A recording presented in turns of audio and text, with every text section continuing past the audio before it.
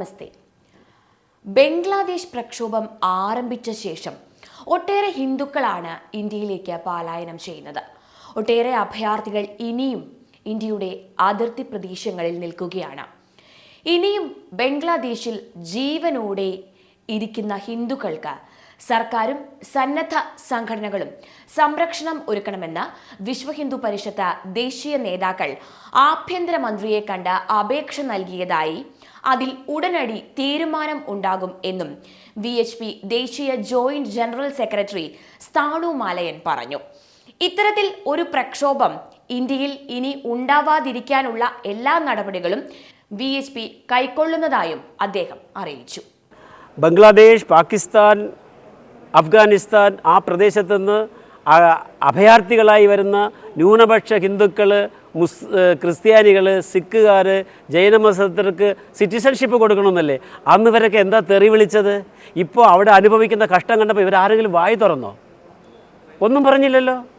വഖഫ് ബോർഡിന് വേണ്ടിയിട്ട് പാർലമെൻറ്റിൽ ശബ്ദം ഉണ്ടാക്കിയ നമ്മളെ വേണുഗോപാൽ എന്താ ചെയ്യാത്തത്? അപ്പോൾ ഈ വിഷയത്തിൻ്റെ പിന്നിൽ ഭാരതത്തിനെ ഇല്ലാതാക്കാൻ വേണം. ഇവിടെ ഭാരതത്തിലൊരു സംഘർഷം സൃഷ്ടിക്കണം. അതുകൊണ്ട് വിശ്വ ഹിന്ദു പരിഷത്ത് വളരെ ശ്രദ്ധാപൂർവമായിട്ട് ഇത് നാളെ നമുക്ക് വരാൻ പോവുകയാണ്. ഭാരതം ഇത് വളരെ പെട്ടെന്ന് അത് കാണാൻ പോവുകയാണ്. അവലും മലലും വെച്ചോളൂ എന്ന് പറഞ്ഞ ആ പ്രസ്ഥാനം എല്ലാത്തിനും തയ്യാറായിരിക്കുകയാണ്. എന്ന് നടക്കുമെന്നറിയില്ല. Everything clear. ഷൂട്ടിംഗ് ഈസ് ബാക്കി. അത്രയേ ഉള്ളൂ. ചിത്രം, തിരക്കഥ, സംഭാഷണം, ഗാനം ഒക്കെ തയ്യാറാണ്. എന്നാണ് ഷൂട്ടിങ്ങിന് നല്ല മുഹൂർത്തം നോക്കിക്കൊണ്ടിരിക്കുകയാണ്. അത് താറുൽ ഇസ്ലാമാക്കാൻ അവർ എവിടെ പൊട്ടിപ്പുറപ്പെടുമെന്ന് അറിയില്ല. ഒരുപക്ഷെ അത് പൊട്ടിപ്പുറപ്പെടുന്നത് ബംഗാളിന് ഒരു മമത അതിന് സാഹചര്യം ഒടുക്കി കൊടുത്തിട്ടുണ്ട്. തമിഴ്നാട്ടിലൊരു സ്റ്റാലിൻ അതിന് ഡെങ്കു ഉണ്ടാക്കി കൊടുത്തിട്ടുണ്ട്. സിദ്ധരാമയ്യ കർണാടകത്തിൽ ഉണ്ടാക്കി കൊടുത്തിട്ടുണ്ട്. അതുകൊണ്ട് എൻ്റെ ഒബ്സർവേഷൻ പെട്ടെന്ന് നടക്കുന്നത് ദക്ഷിണ ഭാരതത്തിലായിരിക്കും. ഇവിടുത്തെ ഹിന്ദുക്കൾ ഇസ്ലാമിയരുടെ പ്രകോപനമോ അവരുടെ ചൂഷണങ്ങളോ അനുഭവിച്ചിട്ടില്ലാത്തവരാണ്. അപ്പോൾ വിശ്വ ഹിന്ദു പരിഷത്ത് എന്താ ചെയ്തത്? നമ്മളൊരു തീരുമാനമെടുത്തു. എല്ലാ സ്ഥലത്തും പോയി മുഴുവൻ ഹിന്ദു സമാജത്തിനും അവരെ പ്രബോധനം ചെയ്യുക. ഈ സംഭവം നാളെ നമ്മുടെ നാട്ടിൽ നടക്കാതിരിക്കാൻ നിങ്ങൾ എന്താ സുരക്ഷ ചെയ്യാൻ പോകുന്നത്?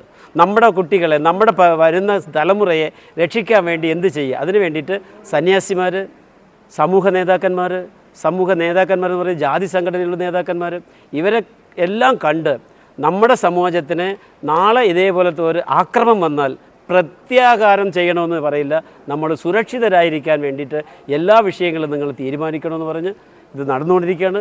ഞാനും പല സന്യാസിമാരെ കണ്ട് സംസാരിച്ചിരുന്നു. ഇതാണ് തീരുമാനം. നമ്മുടെ അഖില ഭാരത അധ്യക്ഷൻ മാനനീയ അലോക് കുമാർജിയും അതേപോലെ സെക്രട്ടറി ജനറൽ ബജ്രംഗ് ലാൽ ബാഗ്ഡാജിയും ഹോം മിനിസ്റ്ററെ കണ്ട് ഈ വിഷയങ്ങൾ സംസാരിച്ചു. അതിൽ നമ്മളൊരു റിക്വസ്റ്റ് വെച്ചിട്ടുണ്ട്. അഭയാർത്ഥികളായി വന്ന് നിൽക്കുന്നവർ, ബോർഡറിൽ വന്ന് നിൽക്കുന്നവർക്ക് ജീവിത സൗകര്യം തയ്യാർ ചെയ്ത് കൊടുക്കാൻ വേണ്ടിയിട്ട് സന്നദ്ധ സംഘടനകളോ അല്ലെങ്കിൽ സർക്കാരോ അവർക്ക് ചെയ്തു കൊടുക്കണം. ഇനിയും ജീവനോടിരിക്കുന്നവരെ സംരക്ഷിക്കാൻ വേണ്ടിയിട്ടുള്ള പ്രവർത്തനം നടത്തണമെന്ന് പറഞ്ഞിട്ടുണ്ട്. അത് നടക്കുമെന്ന് പ്രതീക്ഷിക്കുന്നുണ്ട്. ഈ സംഭവം നാളെ ഭാരതത്തിലുണ്ടാകരുത് എന്ന് ജനങ്ങളെ പ്രബോധനം നടത്തുന്നു. ഒരു ദിവസം ഒരു പ്രക്ഷോഭമോ ഒരു പൊതുസമ്മേളനമോ നടത്തിയാൽ തീരുന്ന സംഭവമല്ല. ഇത് 100 വർഷത്തെ സംഭവമാണ്. അതിനു വേണ്ടിയിട്ടുള്ള പ്രവർത്തനമാണ് ബംഗ്ലാദേശിനെ കുറിച്ചിട്ട് വിശ്വ ഹിന്ദു പരിഷത്ത് നടത്തിക്കൊണ്ടിരിക്കുന്നത്. നമസ്കാരം.